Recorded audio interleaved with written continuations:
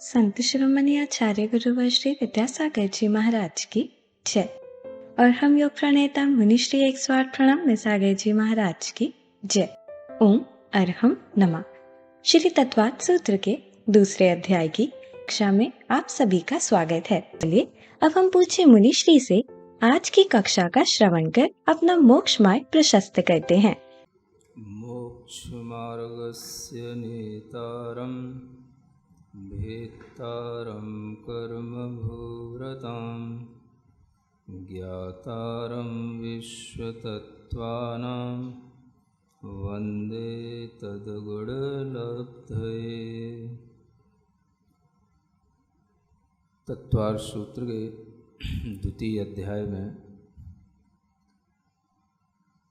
जीव के भावों का वर्णन करते हुए जिन सूत्रों की आप विवेचना सुन रहे हैं उसमें औपशमिक भाव के भेदों का और क्षयिक भाव के भेदों का वर्णन किया जा चुका है। अब क्रम आता है क्षयोपशमिक भावों की विवेचना करने का। उसी के लिए यह अगला सूत्र है। ज्ञान दर्शन लब्धयस चतुस्त्रिपंच भेदा सम्यक्तु चारित्र संयमाश्च।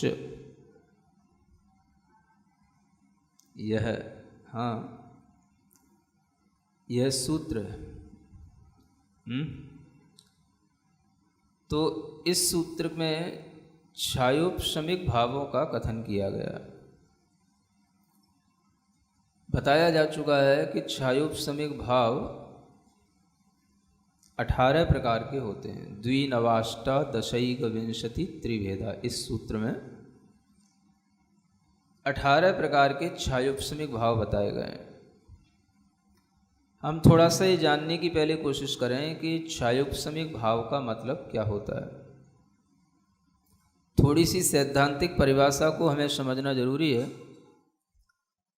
क्षयोपशमिक भाव जानने के लिए मुख्य रूप से जो परिभाषा है वह परिभाषा समझ में आनी भी चाहिए, और थोड़ी सी सैद्धांतिक विवेचना जब हम सुनेंगे तभी हम उस परिभाषा के अनुसार इन भावों को घटित कर पाएंगे।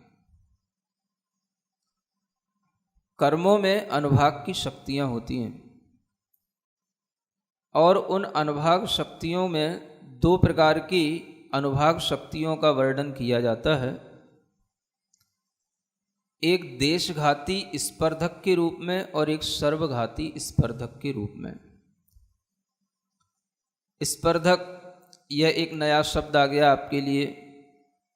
यह समझ के चलो कि जो भी हम कर्मों का फल अनुभाग बंध का हम भोगते हैं, या कर्म के बंध के समय पर जो अनुभाग बंध होता है, उस अनुभाग बंध में हीनाधिकता जानने के लिए स्पर्धक को समझना जरूरी होता है।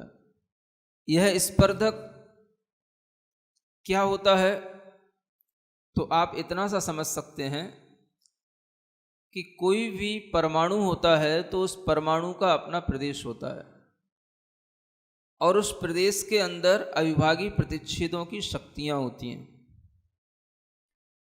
एक सिंपल से जानने के लिए इतना सा समझना है कि अविभागी प्रतिच्छेद जो कि शक्तियों का समूह है, उस समूह से बनते हैं वर्ग, और वर्गों के समूह से बनती है वर्गणा, और वर्गणाओं के समूह से बनते हैं स्पर्धक। यानी स्पर्धक एक ऐसी मोटी चीज हो गई, एक ऐसा शक्ति का एक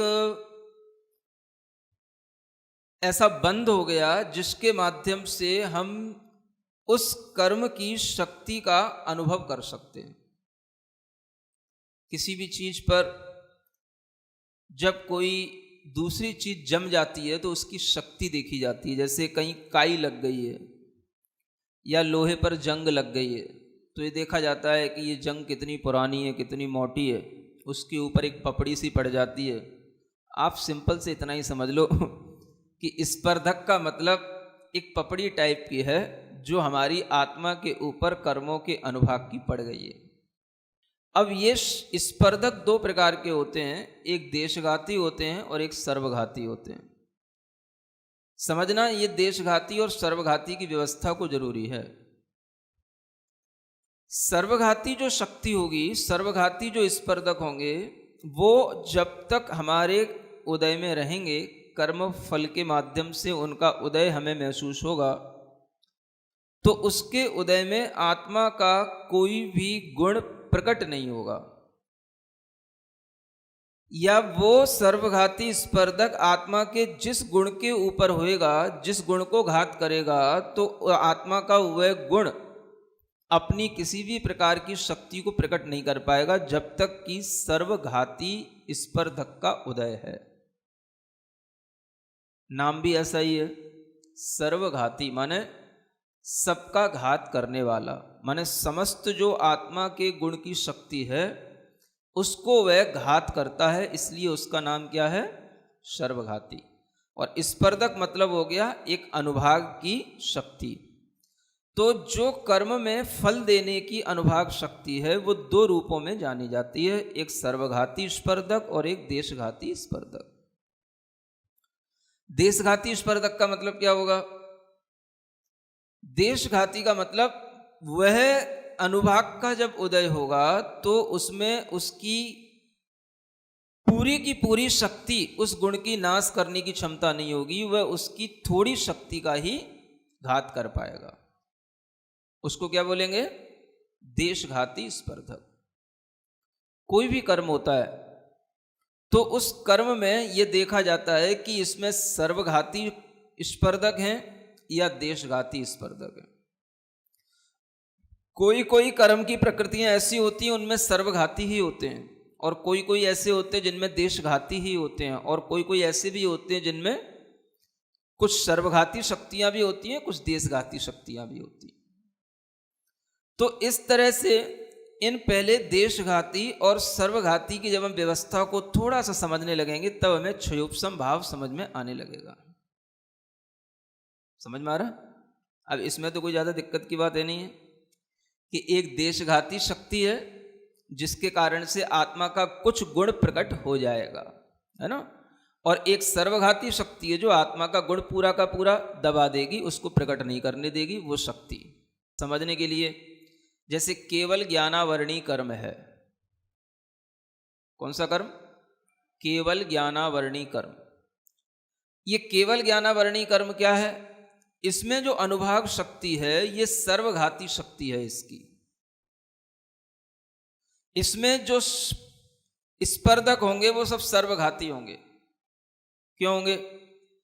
क्योंकि जब भी कभी केवल ज्ञानावरणी कर्म का उदय होगा तो उसके सर्वघाती स्पर्धकों के उदय के कारण से उस केवल ज्ञान का पूरा घात होएगा। ऐसा नहीं है कि केवल ज्ञान का थोड़ा सा अंश प्रकट हो जाए।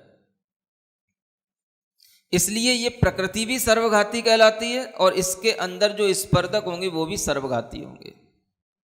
समझ आ रहा? समझने के लिए एक उदाहरण दिया जा रहा है। तो ये सर्वघाती स्पर्धक हुए जिसके कारण से हमारे अंदर केवल ज्ञान का कोई अंश प्रकट नहीं हो सकता, है ना। अब मतिक ज्ञान है, श्रुत ज्ञान है, ये क्षयोपसम ज्ञान कहलाते हैं। तो इनमें इस तरह के स्पर्धक भी होते हैं कि कुछ स्पर्धक देशघाती हो, कुछ स्पर्धक सर्वघाती हो। जब सर्वघाती स्पर्धकों का उदय रहेगा तो उस शक्ति का कुछ भी हमें ग्रहण करने में नहीं आएगा, और जब देशघाती का उदय होएगा तो ही हमें कुछ ग्रहण करने में आएगा। समझ आ रहा है? थोड़ी सी सैद्धांतिक बात है, अति सूक्ष्म विवरण है, क्योंकि कर्म विज्ञान अपने आप में बहुत बड़ा विज्ञान है, और कर्मों को जो हमारी आत्मा में बंध को प्राप्त होते हैं उनमें 4 प्रकार के जो बंध होते हैं उनमें एक अनुभाग बंध होता है। उस अनुभाग बंध से ही ये क्षयोपसम भाव निर्भर करता है। तो यहाँ पर हम देखें कि उस क्षयोपसम भाव में क्या होता है। आचार्य कहते हैं क्षयोपसम भाव में 2 शब्द हैं, एक क्षय और एक उपशम। कितने शब्द हैं? 2, एक क्षय और एक उपशम, इन दोनों शब्दों से मिलकर के क्या बना? क्षयोपशम। ठीक है। क्षय का मतलब यहां क्या?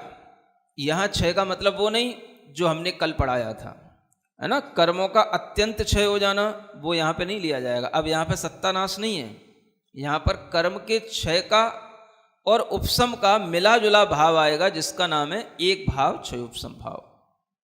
तो होता क्या है कि जब भी कोई सर्वघाती कर्म का उदय चल रहा हो तो हमें उस सर्वघाती कर्म को इस तरह से हमें उसकी स्थिति, मतलब उसकी दशा बनानी पड़ती है कि उसके सर्वघाती स्पर्धकों को हम उदय में न आने दें। इतनी हमें शक्ति लगानी पड़ती है अपने विशुद्ध परिणामों की, आत्मा की, कि वो कर्म को हम क्या कर दें? दबा दें। दबा देंगे तो दबाने के बाद में वह कुछ टाइम तक वह हमारे लिए फल ना दे पाए। उदय में ना आने का मतलब क्या है? फल ना दे पाए, उसकी शक्ति हमारे लिए कोई प्रभाव ना डाले। तो इसी प्रक्रिया में दो चीजें हो जाती हैं। क्षय का मतलब हो जाता है उस सर्वघाती स्पर्धक के उदय का अभाव, इसको बोलते हैं उदयाभावी क्षय। क्या बोलते हैं? हाँ, उदय के अभाव रूप क्षय, माने वह कर्म उदय को नहीं प्राप्त होएगा, उदय का अभाव कर दिया, यही उसके लिए क्षय हो रहा है। वो दूसरे रास्ते से गुजर के जाएगा, पर प्रकृति में संक्रमित होकर के निकलेगा, लेकिन वह स्व मुख के माध्यम से उसका उदय नहीं होगा। तो इसको बोलेंगे उदयाभावी क्षय। ये एक प्रोसेस हुआ कि उदय में नहीं आने देना। दूसरा, उसका सदवस्था रूप उपशम, माने वो जैसा है उसका उसी अवस्था में उसको दबा के रखना, बनाए रखना, सत्ता में से उखड़ ना जाए वो। इसको क्या बोलते हैं? उपशम, है ना। तो कर्म का हमने उपशम भी कर रखा, और जितने टाइम तक उसका उपशम है उतने टाइम तक उसके उदय का अभाव रहेगा। इसलिए उन दोनों के मिलने से क्या बनेगा? ये क्षयोपशम भाव बनेगा। समझ आ रहा है? मतलब कि एक तरह का हमने उसका थोड़े टाइम के लिए गैप कर दिया, और जब उसका गैप होएगा तब कोई दूसरे कर्म का, जो देशघाती कर्म होएगा, उसका जब उदय आएगा तो उसका फल तब हम महसूस कर पाएंगे। तो उसके कारण से आत्मा की कुछ शक्ति प्रकट हो जाएगी और इस शक्ति को हम दबा पाएंगे। कुछ समझ आएगा? धीरे धीरे आएगा। अब हम आगे बढ़ते हैं। कौन कौन से क्षयोपशम भाव हैं? ज्ञानाज्ञान दर्शन लब्धयस। समझ आ रहा है? चार चीजें बताई जा रही हैं यहां पर। पहले ज्ञान, अज्ञान, दर्शन और लब्धि। कितनी कितनी संख्या में होते हैं वो संख्या भी आगे लिखी हुई है। बताओ कितनी संख्या लिखी हुई है? पहले लिखा है चतुः, चतु माने चार। तो ज्ञान के चार भाव छायोपशमिक भाव हैं, माने चार ज्ञान छायोपशमिक हैं, है ना। कौन कौन से? मति ज्ञान, श्रुत ज्ञान, अवधि ज्ञान और मनः परय ज्ञान। ये ज्ञान कैसे हैं? ये छायोपशमिक ज्ञान हैं। क्या मतलब हुआ? जब भी ये ज्ञान प्रकट होंगे तो इनमें से क्षयोपशम भाव के कारण से जितना हमने सर्वघाती कर्म का अभाव कर दिया उतना तो वह हमारे लिए शक्ति प्रकट हो जाएगी, और जितना देशघाती कर्म का उदय होगा उसके अनुसार हमें उस ज्ञान का फल मिलेगा। समझ आया?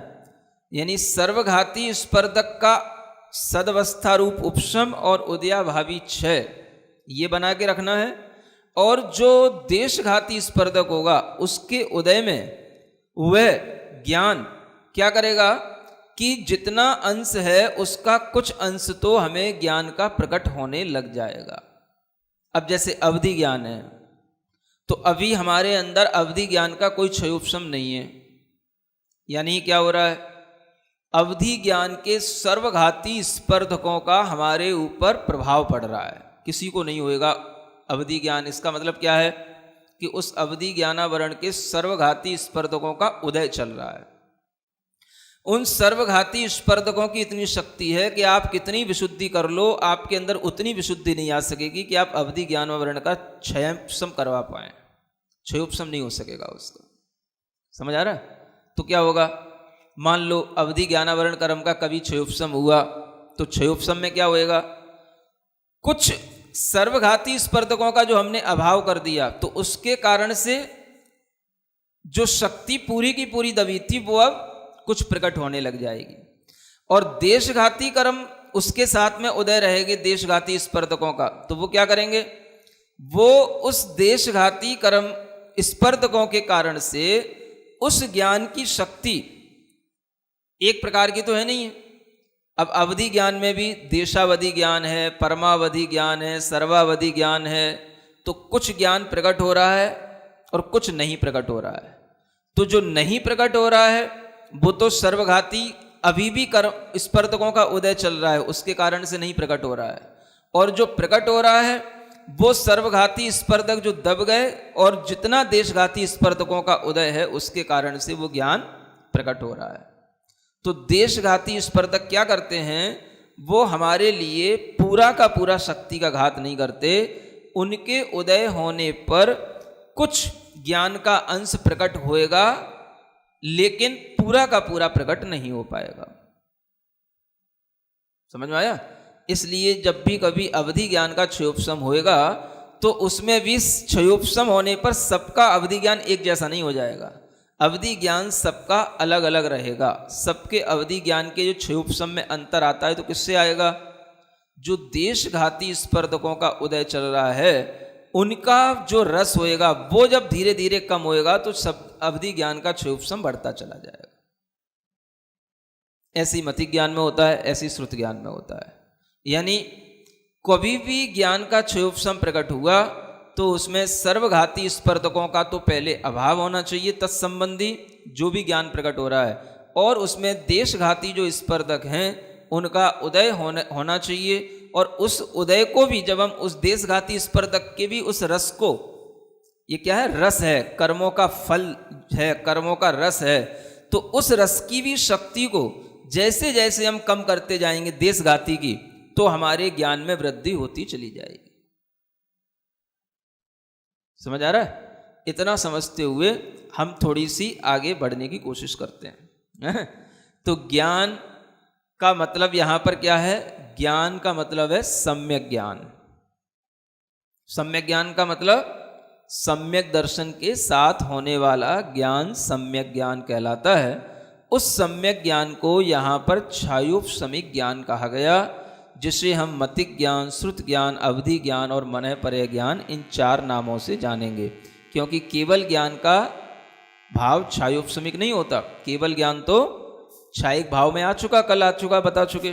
तो ये जो है क्षयोपशम भाव है। ठीक है ना? तो ज्ञान हो गया। ज्ञान के बाद में अज्ञान का क्रम आया, ज्ञानाज्ञान। अज्ञान कितने प्रकार का, क्रम क्रम से लगाते जाओ, चतुस्त्री अज्ञान 3 प्रकार का है ना। तो वो 3 प्रकार कौन से, तो मतिक ज्ञान, श्रुत ज्ञान, अवधि ज्ञान, इन तीनों को हम जब मिथ्या दर्शन के साथ जानते हैं तो यही ज्ञान मिथ्या ज्ञान कहलाते हैं। मति श्रुतावधियो विपर्ययश्च, इस सूत्र में जो पहले अध्याय बताया गया था कि ये 3 ज्ञान विपरीत भी होते हैं। उन्हीं 3 विपरीत ज्ञानों को यहाँ पर अज्ञान के रूप में लिया गया। तो ये जो मतिक ज्ञान है, अब इसी में जब विपरीत पना आ जाएगा तो ये कहलाएगा कुमति ज्ञान। क्या बोलेंगे? श्रुत ज्ञान है, इसमें विपरीत पना आ जाएगा तो क्या बोलेंगे? कुश्रुत ज्ञान। क्या लग जाएगा इसमें? कुश्रुत ज्ञान। और जो अवधि ज्ञान है इसमें विपरीत पना आएगा तो इसको बोलेंगे विभंग ज्ञान। क्या बोलेंगे? विभंग ज्ञान, या कुअवधि ज्ञान भी बोलते हैं। ठीक है ना? तो ये 3 हुए अज्ञान, ये तीनों भी क्षयोपशम भाव हैं। अंतर सिर्फ इतना है कि ज्ञान में सम्यक दर्शन का सद्भाव रहता है और अज्ञान में मिथ्या दर्शन का सद्भाव रहता है। मिथ्यात्व का उदय रहेगा, तो मिथ्यात्व के उदय के कारण से इन ज्ञानों को ही अज्ञान संज्ञा मिल जाती है। ठीक है? तो ये ज्ञान हुए 4, अज्ञान हुए 3, फिर उसके बाद में आई लब्धियां, दर्शन, पहले ज्ञान दर्शन। दर्शन कितने?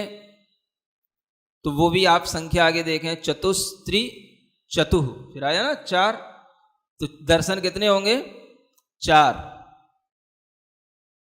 दर्शन तो 4 है, लेकिन क्षयोपम जो दर्शन है वो कितने? सूत्र में क्या लिखा है? चतुस्त्री 4 नहीं लिखा, क्या लिखा है? त्रि 2 बार लिखा ना, तो 3 दर्शन यहां पर लेना आपको, चक्षु दर्शन, अचक्षु दर्शन और अवधि दर्शन। ठीक है ना? केवल दर्शन तो छायिक भाव में चला गया। पढ़ना नहीं आ रहा क्या? थोड़ा भी क्रम से पढ़ना नहीं आ रहा? सबसे आगे आगे लगे लिखा है चतुस्त्री त्रि पंच भेदा है, तो सबके साथ एक एक जोड़ते चले जाओ क्रम से। तो 3 प्रकार के दर्शन हुए, कौन कौन से? चक्षु दर्शन, अचक्षु दर्शन, अवधि दर्शन। ये भी कौन से भाव में आएंगे? क्षयोपम भाव में आएंगे। यानी चक्षु दर्शनावरणी कर्म का जब क्षयोपम होगा तब हमें चक्षु दर्शन होगा। ओम अरहम नमः। तो चलिए आज की कक्षा का एक क्विक रिवीजन कर लेते हैं। औपशमिक और छायिक भावों के भेदों के बाद सूत्र 5 में हमने 18 प्रकार के क्षयोपशमिक भाव का वर्णन सुना। हमारी आत्मा में कर्म बंध 4 प्रकार से होता है। प्रकृति यानी किस तरह का कर्म, स्थिति यानी उदय आने से पहले कितने समय तक रहेगा, प्रदेश और अनुभाग यानी उसकी फल देने की शक्ति या पोटेंसी। अनुभाग बंध में कम ज्यादापना स्पर्धकों से होता है। स्पर्धक को हम एक पपड़ी टाइप की समझ सकते हैं जो आत्मा के ऊपर कर्मों के अनुभाग की पड़ गई है। सैद्धांतिक रूप में देखा जाए तो परमाणु के प्रदेश के अंदर अविभागीय प्रतिच्छेदों की शक्तियां होती हैं। वह अविभागी प्रतिच्छेद शक्तियों के समूह से वर्ग बनता है, वर्गों के समूह से वर्गणा बनती है और वर्गणाओं के समूह से स्पर्धक बनता है। स्पर्धक के माध्यम से हम उस कर्म की शक्ति का अनुभव कर सकते हैं। यह 2 प्रकार के होते हैं, सर्वघाती स्पर्धक जो आत्मा के गुण का पूर्ण रूप से घात करते हैं, और देशघाती स्पर्धक जो आत्मा के गुण का थोड़ा घात करते हैं। सर्वघाती स्पर्धकों के उदय में आत्मा का कोई भी गुण शक्ति प्रकट नहीं होगी, वहीं देशघाती स्पर्धक के उदय में आत्मा का कुछ गुण प्रकट होगा। केवल ज्ञानावरणीय कर्म की अनुभाग शक्ति सर्वघाती है, इसीलिए उसके उदय में केवल ज्ञान का पूरा घात होगा, अंश भी प्रकट नहीं होगा। शेष 4 ज्ञान क्षयोपशमिक है, यानी इनमें कुछ स्पर्धक देशघाती होते हैं और कुछ सर्वघाती। क्षयोपशम अर्थात क्षय और उपशम, यहाँ क्षय का अर्थ सत्तानाश नहीं है, अपितु सर्वघाती स्पर्धकों का उदयाभावी क्षय है, यानी उनके उदय का अभाव हो गया, उनका उदय में न आना ही क्षय है। यह आत्मा के विशुद्ध परिणामों की शक्ति से होता है। वह पर प्रकृति में संक्रमित होकर के निकलेगा, लेकिन वह स्व उदय में नहीं आएगा। क्षयोपशम में उपशम का अर्थ है सद्वस्था रूप उपशम, यानी कर्म जिस अवस्था में है उसको दबा कर रखना, बनाए रखना, सत्ता से उखड़ ना जाए। कर्म का जितने टाइम तक उपशम है उतने टाइम तक उसके उदय का अभाव रहेगा। सर्वघाती कर्म के थोड़े टाइम के इस गैप में जब देशघाती कर्म का उदय होगा तो उसका फल हम महसूस कर पाएंगे। उसके कारण से आत्मा की कुछ शक्ति प्रकट हो जाएगी। क्षयोपशम भाव के कारण 4 ज्ञानों में जितना सर्वघाती कर्म का अभाव होगा उतनी तो शक्ति हमारे लिए प्रकट हो जाएगी, और जितना देशघाती कर्म का उदय होगा उसके अनुसार हमें उस ज्ञान का फल मिलेगा। क्षयोपशमिक ज्ञान जैसे अवधि ज्ञान आदि में जब तक सर्वघाती स्पर्धकों का उदय चलेगा तब तक वह ज्ञान हमारे लिए काम नहीं करेगा। उसके अभाव में ज्ञान की शक्ति देशघाती कर्म के रस के अनुसार काम करेगी। जैसे जैसे देशघाती रस की शक्ति कम होगी, हमारे ज्ञान में वृद्धि होगी। ज्ञान में सम्यक दर्शन का सद्भाव होता है और अज्ञान में मिथ्या दर्शन का सद्भाव। कुमति ज्ञान, कुश्रुत ज्ञान, विभंग ज्ञान या कुअवधि ज्ञान अज्ञान है। चक्षु दर्शन, अचक्षु दर्शन और अवधि दर्शन भी छायोपशमिक भाव है। केवल दर्शन छायिक भाव है। तो चलिए अब हम सभी चिन्वानी स्तुति करेंगे और तत्पश्चात समय होगा आज के सवाल का। सिरिजिणवाणी जग कल्याणी जग जन मदतम मोहरी जणमण हारी गढ़हर हारी जम जरा भव रोग हरि तिथ्य राणम दिव्य झुणिम जो पड़ई सुणई मय्ये धारई राणम सौख मणंतम धरिय सासद मोक्ष पदम पावई सासद मोक्ष पदम पावई।